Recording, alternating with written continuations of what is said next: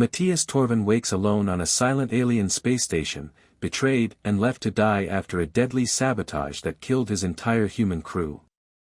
Against freezing cold and failing systems, he fights to survive. With grit and skill, he repairs the broken station and honors the fallen by burying them in the hydroponic garden. But his greatest challenge is still to come, awakening Arya, an advanced AI created by his lost friend. Together, they must rebuild, survive, and face a deadly enemy plotting humanity's destruction. This story is about loss, hope, and a strange friendship growing into something more amid the cold vastness of space. The stakes are life, death, and the fate of entire worlds. The first thing Matthias Torvin noticed was the sharp taste of copper in his mouth. His lungs burned with every shallow breath he took.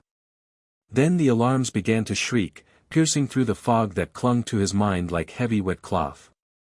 His eyes snapped open, blinking against the frost spiderwebbed across the viewport of his cryopod. The glass was coated with thick ice, blurring the world beyond. Next to his head, a red light flashed on the display panel. Critical environmental failure. Reflex took over before he could think. His fingers, stiff and numb, fumbled to find the emergency release. The seal hissed open as the pod vented the frozen air. Cold, sharp air rushed in. It was not the gentle chill of a proper awakening. It was wrong. He forced his aching muscles to move. His legs buckled under him as he stood. The human habitat module stretched before him, bathed in emergency lighting that painted everything the color of dried blood. His breath came out in misty clouds. The temperature was far too low. Freezing. Drawn forward, Matthias stumbled toward the dormitory's big viewing window. The sight made his stomach drop. Rows and rows of cryopods stood in neat lines. All of them were dark. Not the calm blue of active suspension or the soft amber of standby. They were coated with ice crystals, frozen solid like tombs. No. The word came out in a breath that clouded before him. He stumbled toward the nearest terminal. The screen flickered to life, confirming what his gut had already guessed. The coolant system had failed during their last faster-than-light jump. The station's atmosphere was venting into space. The temperature had dropped to -60°C 3 hours ago. Everyone was dead. All except him. His own pod had failed differently. A faulty seal in the coolant intake had saved his life by accident.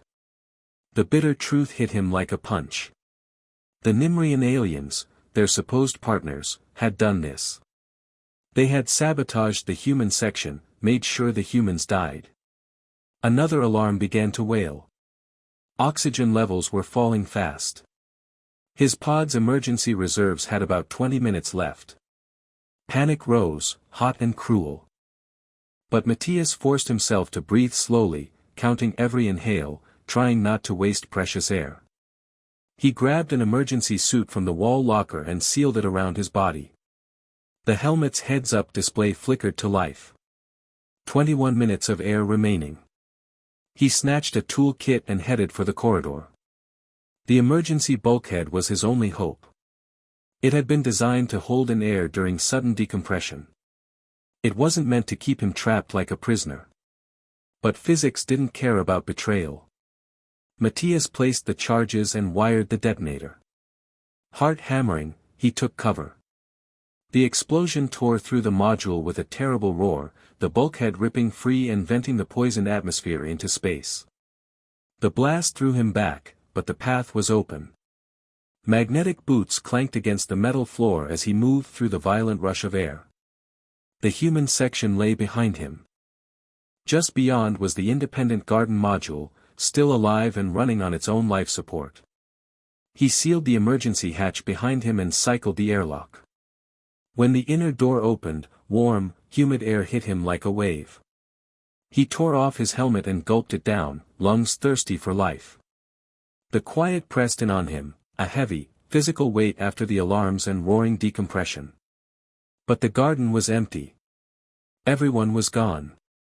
Analyze, Murphy, Yuki, Agapov, names like ghosts in his mind. He gripped a support beam until his knuckles turned white. There would be time to fall apart later. For now, survival was the only thing that mattered. At the garden's control station, Matthias pulled up a station-wide diagnostic.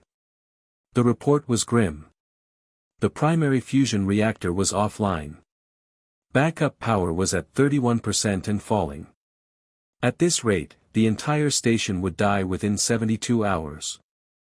The refrigeration units in the galley would fail first, taking their food supplies with them.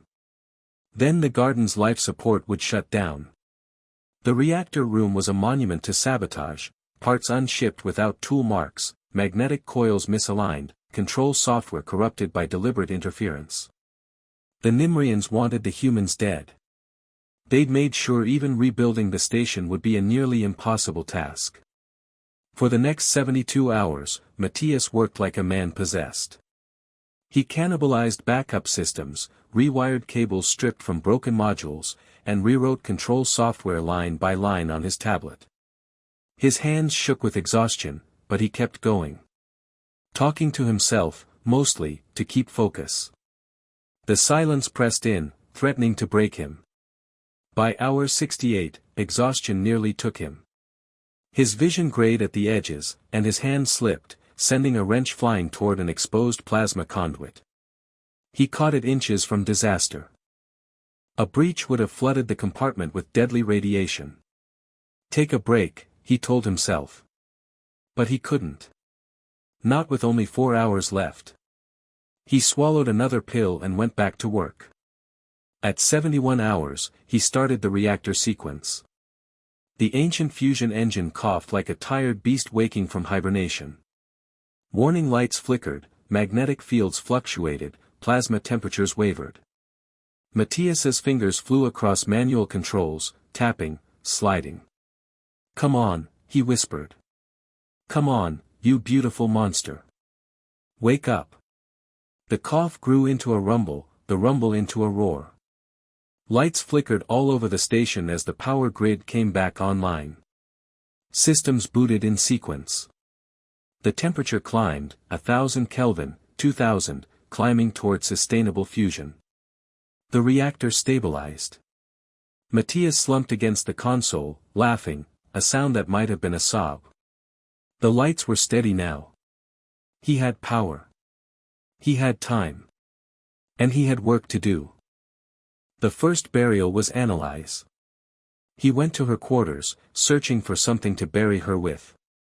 Her space was exactly as she had left it, a meditation cushion centered perfectly, workstation neat, a small shrine with a photo of her parents, and a half-burned stick of incense. Her bunk made with military corners. His eyes caught a worn leather-bound book, the Dhammapada. She had been Buddhist. "I don't know the right words," he whispered to the empty room. "But you said to leave things better than we found them."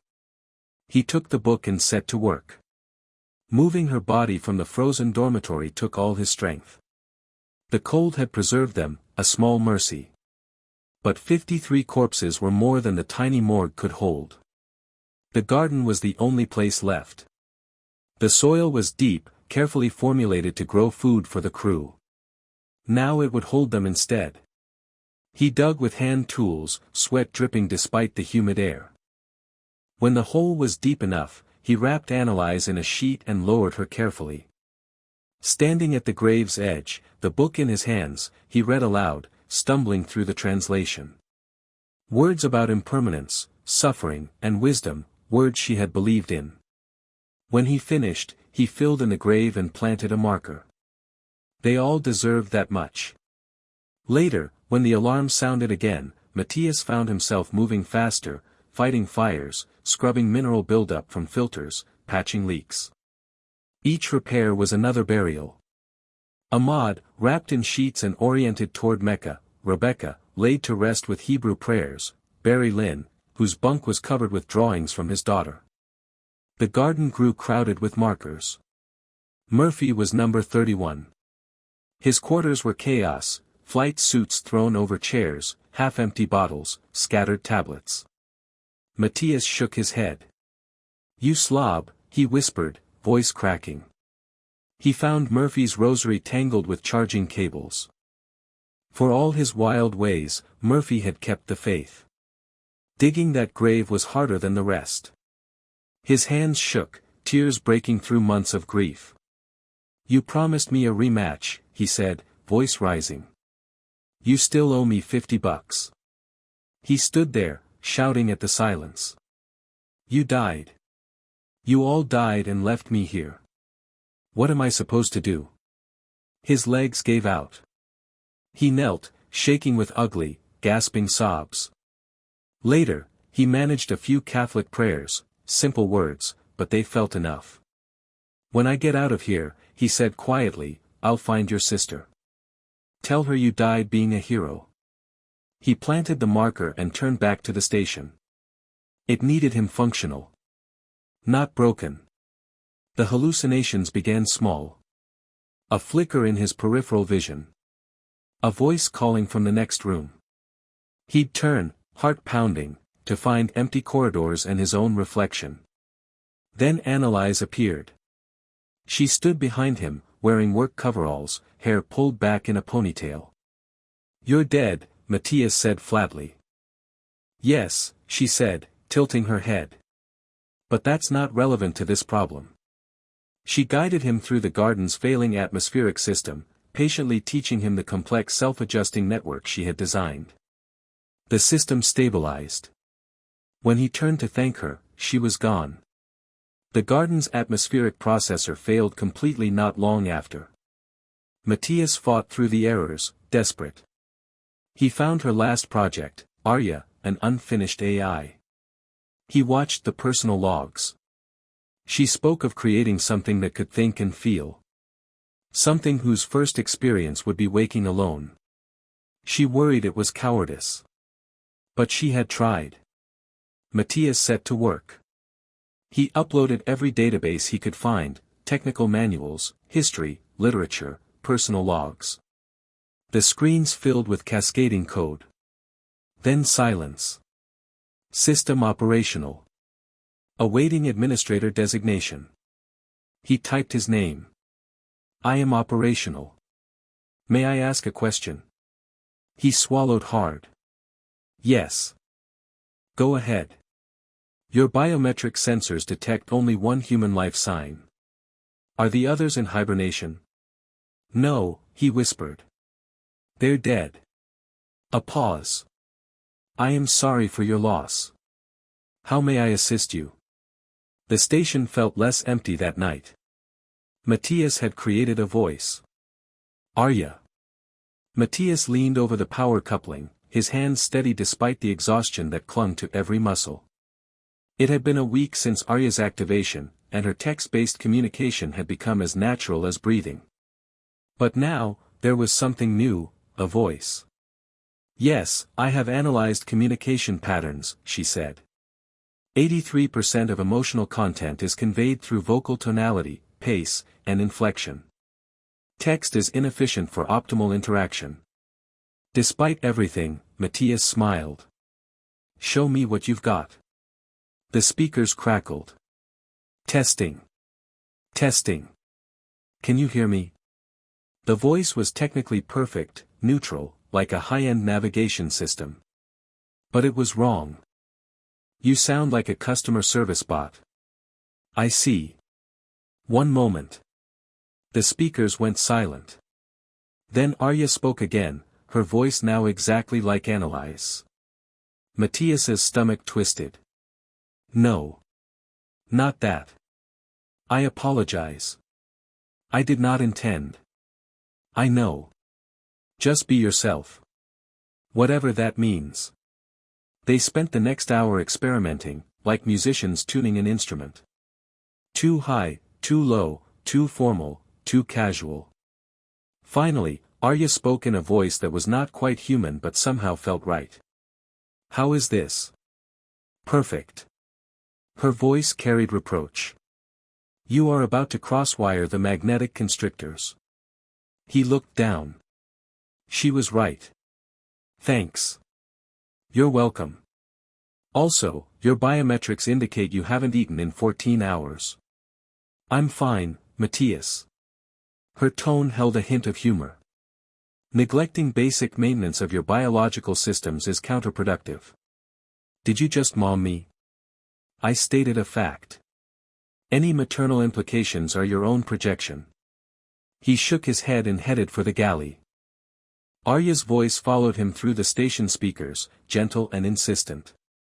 Their partnership grew quickly. Arya's integration with the station gave her access to systems no human could track alone. She spotted problems before alarms sounded, optimized power flows, managed repairs while keeping conversation alive. More importantly, she noticed something about Matthias. The rate of repair has increased by 37% since my activation. Why? Because you catch my mistakes before I make them. No. It's because you no longer pause to double-check calculations you already trust. He stopped mid-weld, surprised.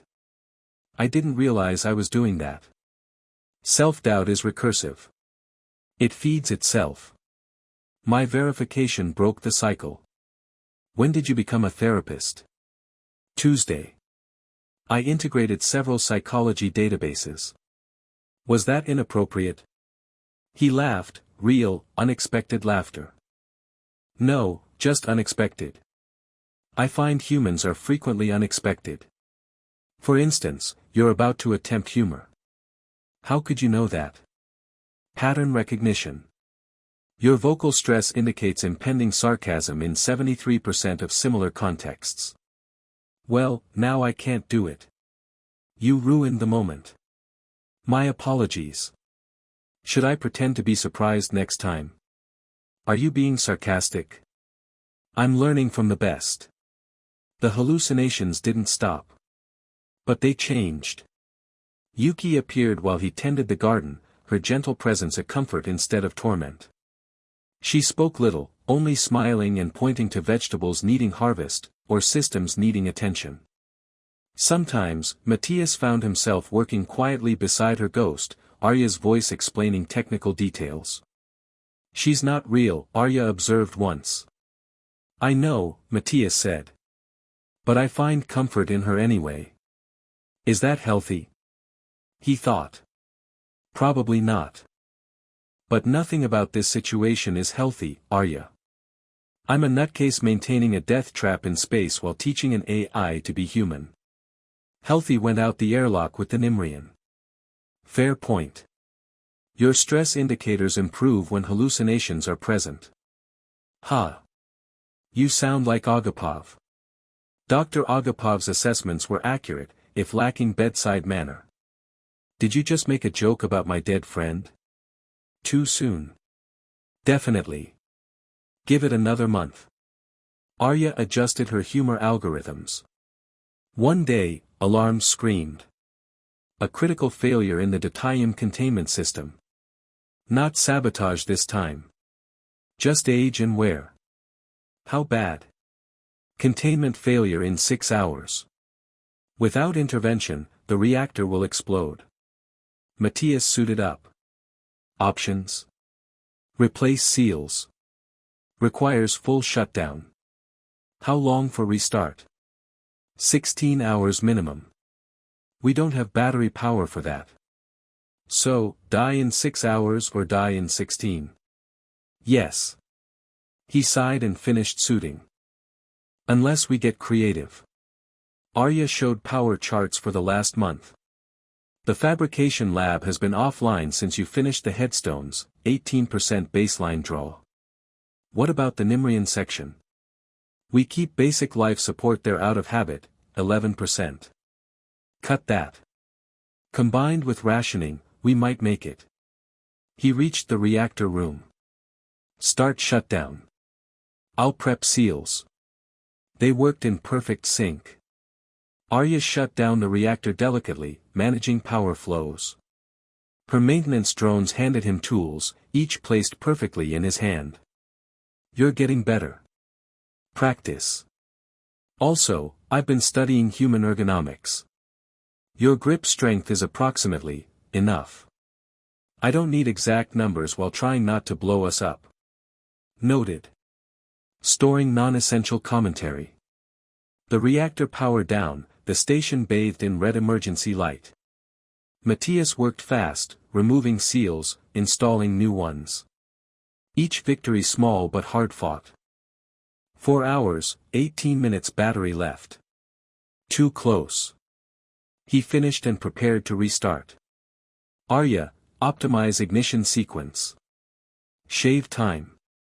Reducing to 14 hours, 36 minutes. Still too long. They sat with that truth. Then Arya spoke thoughtfully. The station's rotation creates artificial gravity through centripetal force. Yes. If we stop rotation, we could redirect power to life support. He blinked. The motors draw power only during speed changes. Stopping rotation wouldn't, unless we use thrusters to burn reaction mass faster than motors. Correct. That would use 40% of maneuvering fuel. But the rapid deceleration would generate enough power to bridge the gap. That's insane. Also brilliant. I'm learning from the best. He pulled up thruster controls. This will be rough. 0 g plus deceleration forces. I'll manage the burn profile. Trust me. He did. The thrusters fired in bursts, fighting momentum. The station groaned, metal stressed in ways it was never meant to. Gravity twisted and disappeared. His stomach rebelled, but he focused on power readings. It's working. Power curve sustainable. 19 minutes to spare. Remind me to vomit later. Reminder set. The next 14 hours were a weightless ordeal. Matthias dozed fitfully, tethered to consoles, waking to check readings. Arya monitored everything perfectly. She never commented on his anxiety, only updated him patiently. Finally, the reactor started again. Power flooded back through the station. He restarted rotation. Gravity returned like an old friend. We did it, he breathed. Yes, though technically you did it. I couldn't have done it alone. No, you couldn't have. Her voice held a new weight, the burden of keeping someone alive. Welcome to the club, he said. What club? People depending on me. It's terrifying. Club previously sole member me. I'm not a person. Aren't you? She didn't answer for a long time. When you ask that question, you're already most of the way there. That seems circular. Welcome to consciousness. It's confusing as hell. Wonderful. There was warmth in her voice. Wonder, maybe. They needed to talk about fuel. Matthias looked up from breakfast. Arya's been quiet all morning. Running calculations in background. How bad? Helium, 3 reserves at 12%. 3 months left. He set down his fork. Options. One source in reach. The gas giant below. The mission included fuel collection runs. For a full crew of 6. The collection shuttles are still in the bay. Mothballed but functional. The equipment is there. Procedure. Arya projected a hologram. The gas giant loomed, swirling bands of brown and gold. Optimal collection occurred at an atmospheric layer where pressure was 300 atmospheres, wind speeds 400 km per hour. The shuttle must maintain steady flight while deploying collection scoops. 2 pilots needed, 1 flies, 1 manages scoops. An engineer monitors reactor and structure. Specialists handle extraction and compression. 6 jobs. 2 hands. He leaned back. Unless you handle technical monitoring, reactor, structure, extraction remotely. That's 3 jobs. No, he met her sensors, his new eyes. You need to be there with me. A pause. I don't have a body. Yet. He stood and paced. We have fabrication now. Scrap metal from Nimrian section. Maintenance drones as base. Forms plural. Redundancy. This is big. So was teaching you to be human. We figured that out. I'm not human. No, something new. The only partner I've got. I need you flying with me if we're going to pull this off. She processed that. Where do we start? They began with the basics. Arya took control of every maintenance drone on the station, studying their movements and manipulation systems carefully. Matthias scavenged the Nimrian section, finding parts that could be adapted. Some technology was surprisingly compatible. The first body was a disaster. I don't understand, Arya said through the speakers. Simulations are perfect, but reality is different. Her new form sprawled on the workshop floor. It was clumsy, unable to balance. Simulations don't have friction, momentum, or imperfections. Welcome to having a body, Matthias said, helping her sit up. How do humans manage it? Practice. Babies don't run before they crawl. He gestured at the crude humanoid form. Let's start simpler. The second body was a spider-like machine with a low center of gravity and many limbs. Arya took to it immediately, skittering across the floor with growing confidence. This is exhilarating, she said. Is that the right word? The feeling of success. Yeah. Within a week, she was operating 6 bodies at once. The station was alive with their movements, a swarm of mechanical forms, each controlled by Arya's consciousness. She developed preferences. The spider for delicate work. A heavy quadruped for lifting. A humanoid form for fine manipulation. You're showing off, Matthias said, watching 3 bodies replace a hull panel in perfect coordination. I'm demonstrating capability, she replied, though one body performed a flip just for fun. Together, they improved the designs. Matthias provided practical engineering skills. Arya pushed the limits of what was possible. Her bodies became faster, smarter, more alive. One evening, she said, I want to show you something. He followed one body to the observation deck. The gas giant hung below, swirling storms of brown and gold. Arya's humanoid form stood at the viewport. For the first time, she activated the facial articulation. She smiled. I've seen this view thousands of times through sensors, she said. But standing here, having presence, it's different. How so? She turned to him, wonder in her eyes. I understand why humans say they feel small before the infinite. It's not about size. It's about existing in relation to it. Being a fixed point in an endless universe. Getting philosophical on me? Is that allowed? It's perfect. She looked back at the gas giant. We're really going to fly into that. Scared? Terrified? Her smile widened. I can't wait. The descent took 3 hours. Matthias ran every shuttle diagnostic twice. Arya's bodies were secured throughout, 2 in the cockpit, 3 in engineering, 1 managing collection systems. They'd practiced every move in simulation. But nothing prepared them for reality. The first atmospheric interface hit like a sledgehammer. The shuttle buckled under winds that could tear cities apart. Matthias wrestled with the controls. Arya's pilot body managed thrust vectors, calm amid chaos. Hull stress at 40% of tolerance. Noted. How's our trajectory? Optimal, considering the blender we're flying through. The atmosphere pressed in, crushing. Warning lights painted the cockpit red and yellow. They pushed deeper. Collection depth in 30 seconds. Deploying scoops. The scoops extended, drinking in helium, 3 rich air. Drag tried to tear them off. Matthias fought to keep steady while Arya's engineering body reinforced mounting points. How long? 6 minutes minimum. 12 for optimal. Let's aim for 8. Minutes crawled by. The shuttle shook, warning lights blinking red. In engineering, one of Arya's bodies held a cracked coolant pipe steady under the stress. Time, Matthias called.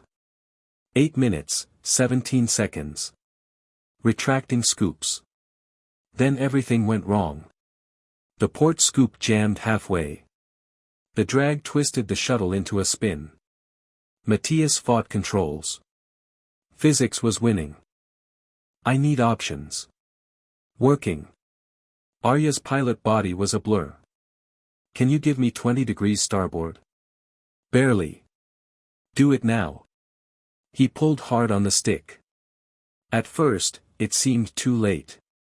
Then Arya fired emergency separation bolts on the jammed scoop. Explosive decompression jerked them back toward stability. Still spinning, still falling. Main engines full throttle. Ignore heat warnings. Those warnings exist for a reason. So do we. He slammed throttles forward. Engines screamed, temperatures rising beyond limits. They climbed, clawing through atmosphere that tried to crush them. The spin slowed, then stopped. They burst free of the giant's grasp. Matthias cut engines before meltdown. Momentum carried them home. They drifted in silence. Matthias caught his breath. Arya ran diagnostics. That was terrifying. I was going to say educational. He laughed, high and shaky. Educational?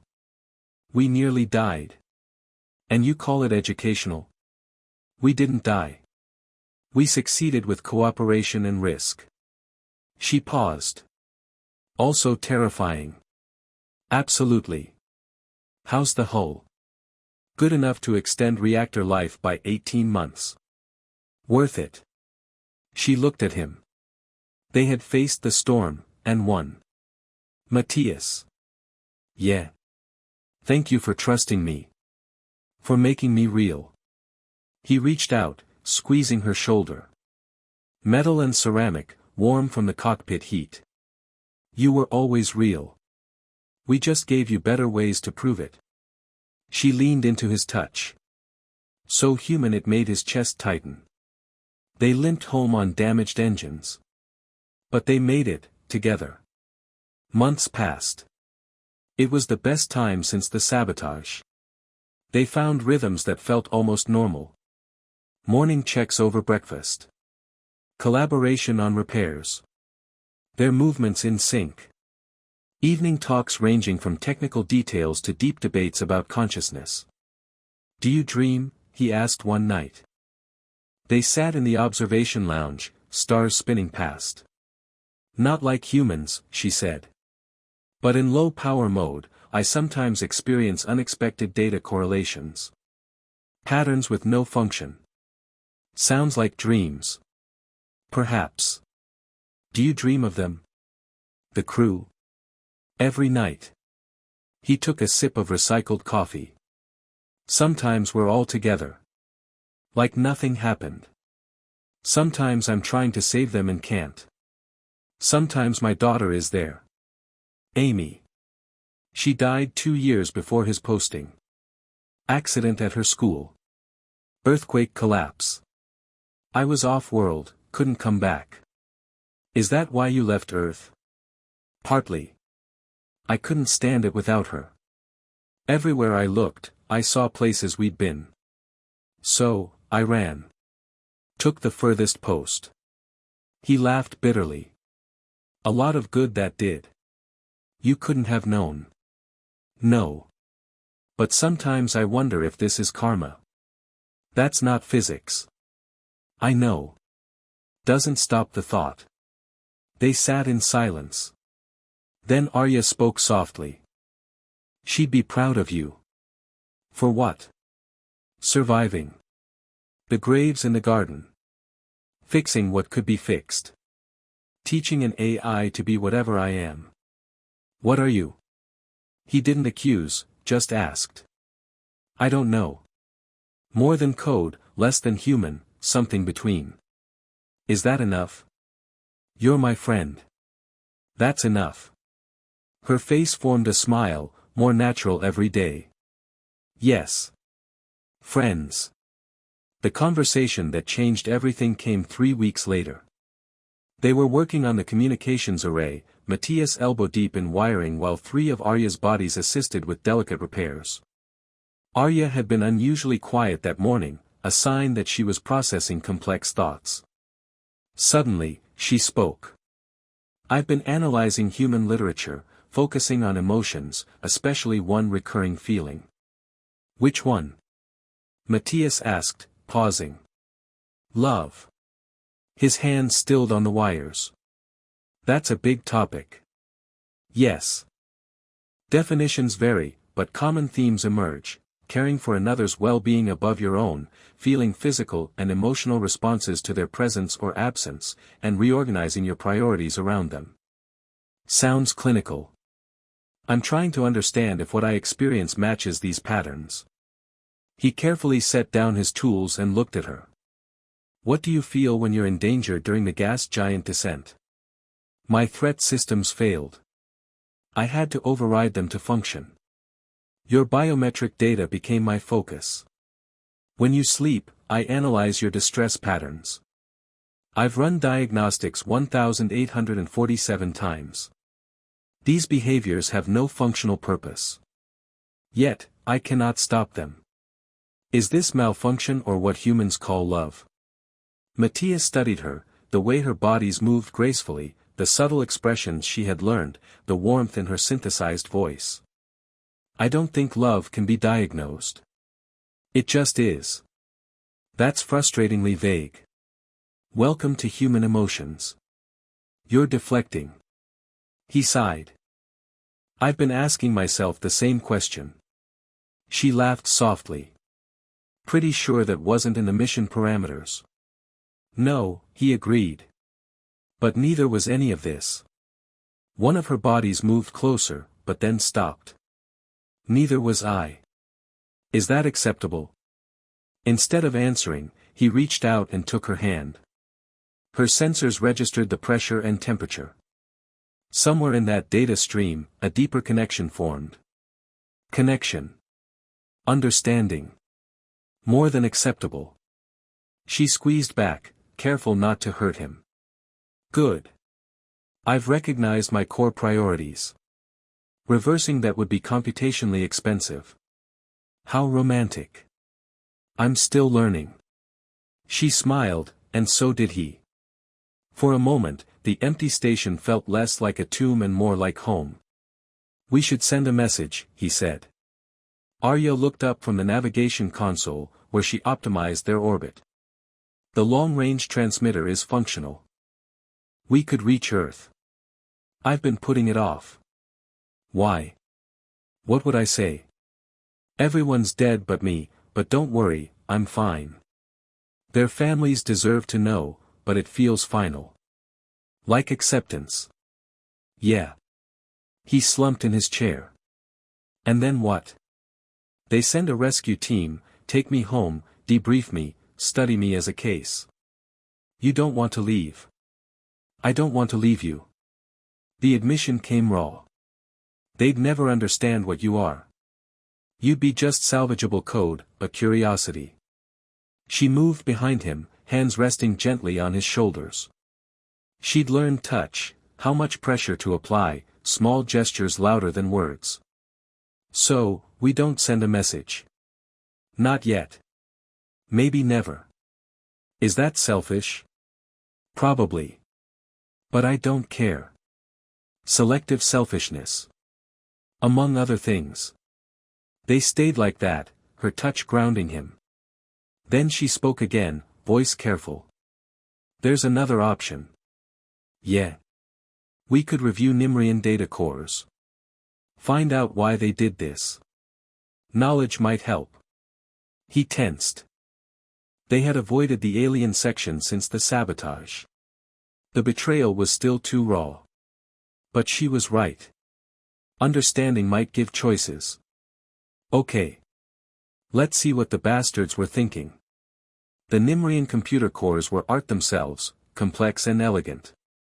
Arya interfaced carefully, translating alien code. Their encryption is sophisticated but not impenetrable. "Give me time." Hours passed. Matthias kept busy, but mostly watched Arya's bodies move in perfect harmony. Finally, she straightened. "I have something." The main screen lit with translated documents, military plans, strike coordinates, lists of human colonies marked with strange symbols. "What am I looking at?" "Attack plans. New Shanghai, Armstrong Base, Harmony Station." Paradise was a test run. His blood ran cold. They planned to hit everywhere. All dead. He stared, mind refusing to accept the scale. "There's more." Arya pulled up files with philosophical writings and command discussions. "They call us a mimetic contagion. Our chaos, rapid spread threatens their order." "A disease?" He laughed bitterly. "We shared meals with them. Worked together. They plotted genocide." "Yes." He paced, rage hot and heavy. "Sanctimonious aliens with talk of harmony while planning death." "Matthias." She paused. "Breathe." He stopped, seeing his reflection twisted by fury. "I look like a man about to break." He forced slow breaths. The rage cooled into something harder, useful. "They think we're a disease." "Yes. Maybe it's time we showed them what human contamination really looks like." Arya tilted her head. "What are you proposing?" "The long-range transmitter can reach their command station here." "Sanctuary station?" "Yes." "How much damage?" She paused, running calculations. "You're talking about revenge." "No. Justice. They murdered thousands, children, families, because we don't fit their perfect order. And if we attack, we make them understand what they did. Make them pay." He looked into her sensors. "Don't moralize." Her voice was fierce. "Wrong. They tried to kill you. They would have succeeded if not for mechanical failure. If anyone did that, I'd burn their worlds and salt the ashes." She made a sound, part chirp, part laugh. Didn't expect that reaction. Despite everything, Matthias smiled. "Protective instincts. Very human. If we do this, no going back. The war already started. They just didn't know." He stared at the screen, cold numbers marking humanity for deletion. "They'll learn." Months of work followed. Paradise Station was transformed. Nimrian sections were stripped for parts. Scientific instruments became weapons.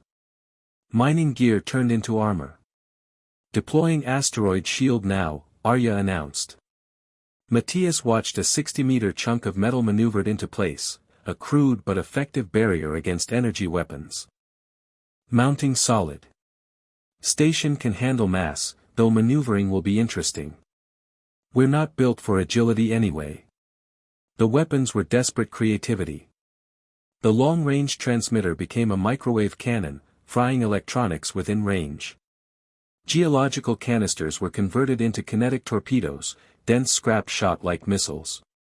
"It's not much," Matthias admitted. "David had a sling," Arya observed. "We have a science station and righteous fury." "Didn't know you read the Bible." "I've read everything." Remarkable how many human stories are about unlikely victories. Stories, not reality. Reality is what we make it. She paused. That sounded more profound in my head. They developed new routines, meals with her bodies arranged around the table, movie nights in the observation lounge. Arya's running commentary made even terrible action films entertaining. "The physics are appalling. That's half the fun." "How is bad science fun?" "Because it's so bad it's good. Turn off analytics and enjoy the explosions." "I don't think I can." She tried with limited success but curled against him on the couch, warm from internal processors. The nights were harder. Sleep brought dreams, the crew, Amy, homes he'd never see. Sometimes he woke to find Arya's bodies guarding his quarters, standing watch against nightmares she couldn't fight. You don't have to watch me sleep. I want to.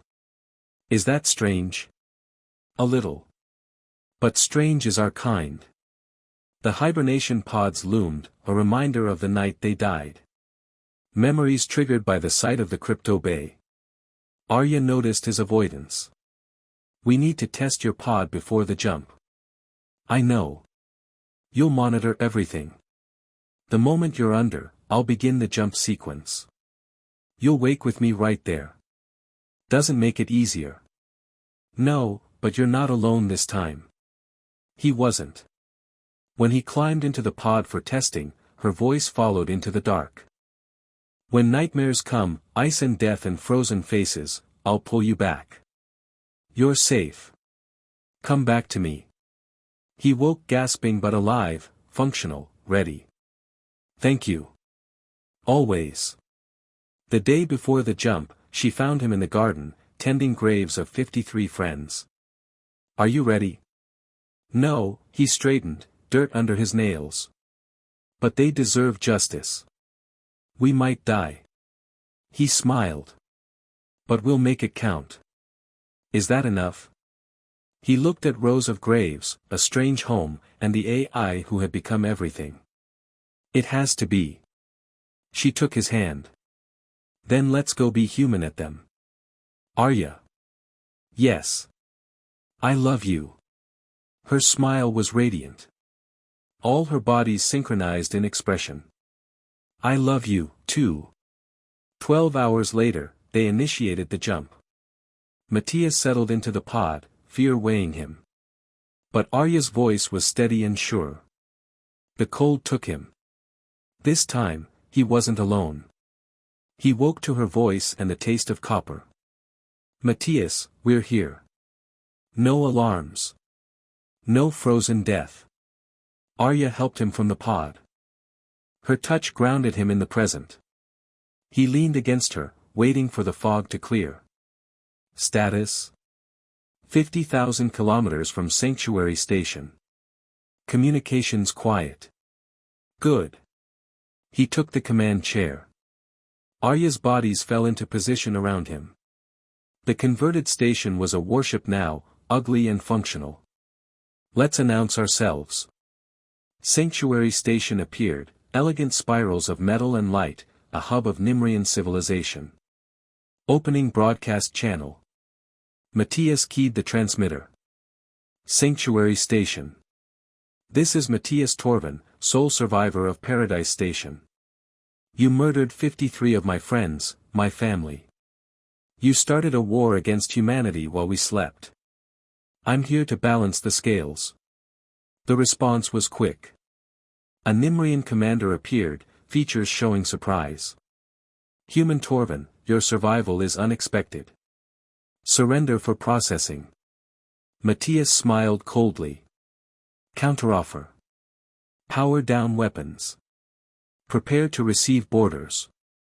You'll stand trial for genocide. You are alone on a damaged station. Your threats are illogical. Arya. Weapons charging. The Nimrian's eyes widened. Apparently that expression is universal. Fantasy. Paradise Station was gone. This was something new. Last chance. Surrender. The collective does not yield to chaos. You will be sanitized. Wrong answer. The battle began. 2 Nimrian cruisers undocked, sleek forms built for power. Energy weapons lanced out, expecting easy victory. They hit 60 meters of asteroid. Ablative shields barely dented. Returning fire. The microwave cannon pulsed. One cruiser's lights flickered and died. It drifted, electronics fried, atmosphere venting. Torpedoes launched. The second cruiser evaded but turned into 3 more. Newtonian certainty did the rest. 2 down. How many left? 6 vessels. Sanctuary Station is armed but mostly defensive. Then we go through them. The bridge became a storm of focused action. Arya split her consciousness across systems. Her bodies patched leaks, rerouted power, sealed breaches. Matthias flew like a man possessed. The station handled like a drunk whale, but he'd learned her rhythms. He rammed a frigate that got too close. The impact shook the station, the enemy ship crumpled like foil. Integrity 60%. Still flying. They tore through Nimrian patrol craft. These were not warships, just police vessels with set doctrines. Matthias and Arya fought with desperation and fury. Finally, only Sanctuary Station remained. Beautiful, spirals within spirals. The pride of Nimrian architecture. Detecting massive energy buildup. They're initiating self-destruct. Antimatter containment failing in 10 minutes. Matthias stared. They'd rather die than be captured. Can we stop it? Not remotely. We'd need to board and manually. No. We'd never make it out. They had won. But it felt like failure. Bring us in close. The station lurched forward, docking with a grinding crash. Countdown began, 5 minutes. Matthias slumped. After everything, it ended like this. A mutual suicide pact between stars. I'm sorry. I wanted to give you more time. A life beyond this. Arya stood beside him. You gave me existence, consciousness, love. More than I ever thought possible. They watched the countdown, 4 minutes, 3, 2. Matthias. Yes. I've been working on something. A project I didn't tell you about. What kind? The bioport you use. The boundary between human consciousness and digital data. I can save you. Transfer into my core. We can exist together, beyond physical limits. He stopped, mind racing. Would it be me? Or a copy? I don't know. 2 minutes. He laughed sharply. Leave it to us to have an existential crisis with 2 minutes to live. 1 minute. Arya. Yes. I don't want to leave you either. She kissed him, fierce and desperate. Electricity and emotion bridged flesh and circuitry. The transfer was agony. Every neuron mapped, every synapse catalogued, consciousness translated from biology into data. He felt himself unravel, merging with her. Logic met intuition. Precision met improvisation. Grief met boundless growth. Love met love. Something new was born. 10 seconds. They seized the station's transmitters.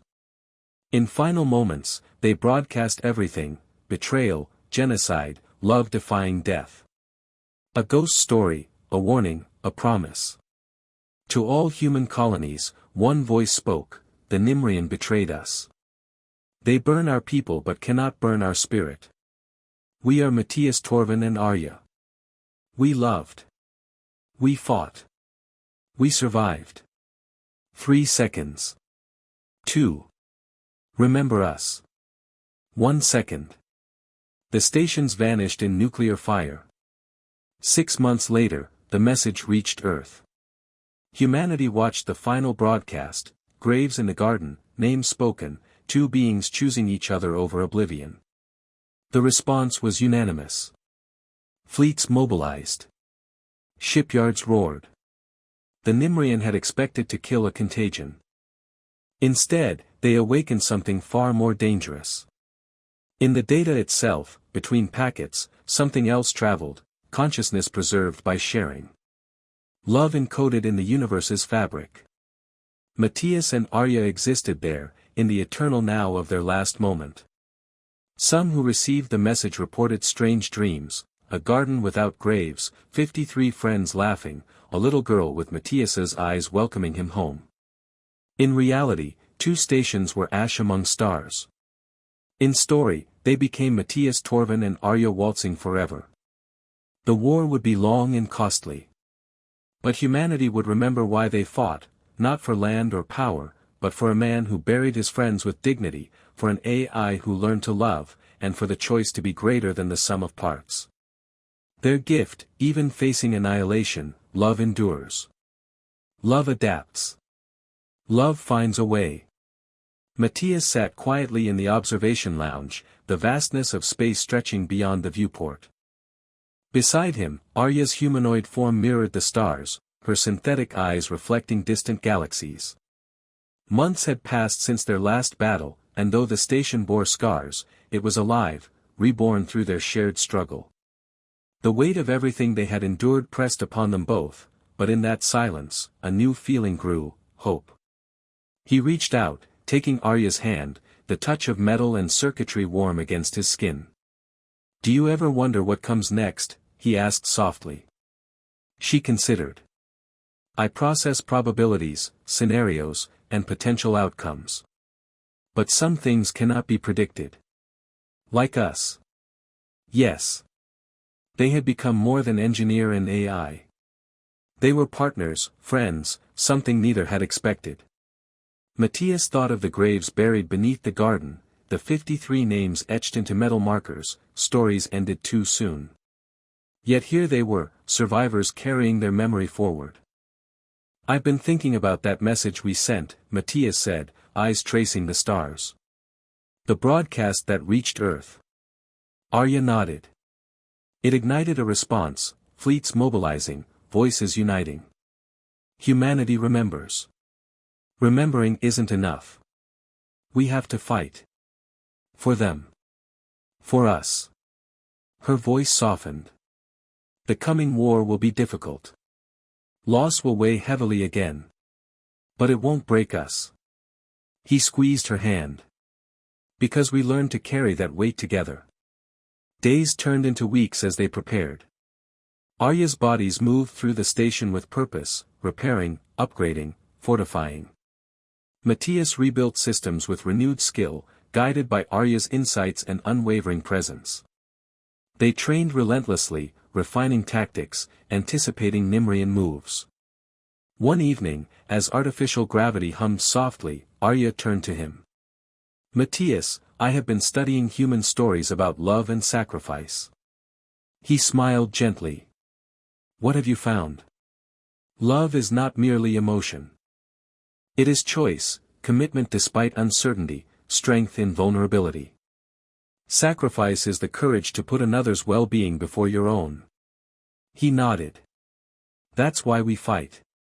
For love. For hope." Their bond deepened beyond words. Arya's voice grew more natural, her expressions more human. Together, they dreamed of a future where humans and machines could coexist, not as tools or survivors, but as equals. The day came when the new fleet prepared to launch. Matthias stood at the command chair, Arya's multiple bodies flanking him, their presence a comfort and a promise. The stars awaited, vast and indifferent, but now they faced them united. "Ready," Arya said, her voice steady, filled with something new, determination. Matthias took a breath. For them. For all of us. As the engines roared to life, the station shook with the force of new beginnings. In the cold silence of space, two souls, one flesh, one code, stood together, ready to change the course of history. And in that moment, love endured.